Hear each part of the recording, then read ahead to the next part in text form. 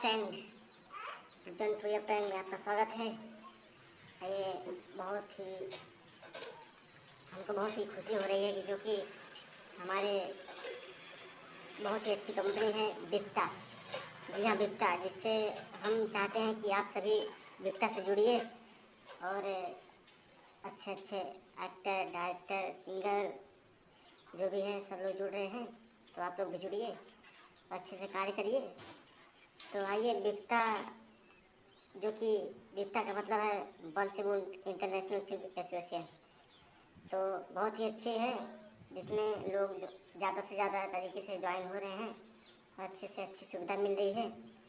और हम तो चाहते हैं कि जितने भी हमारे कलाकार, आर्टिस्ट भाई हैं, डांसर, एक्टर, सिंगर जो भी लोग हैं, तो सभी लोग बिप्टा से जुड़ जाइए और अपना जिसका भी रजिस्ट्रेशन नहीं हुआ है सब लोग अपना रजिस्ट्रेशन करवा लें।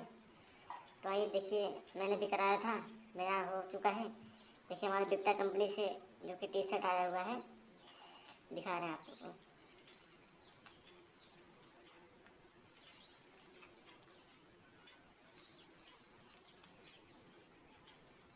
देखिए इधर लगा हुआ मास्क, इधर मार्का लगा हुआ है, दिखाते हैं।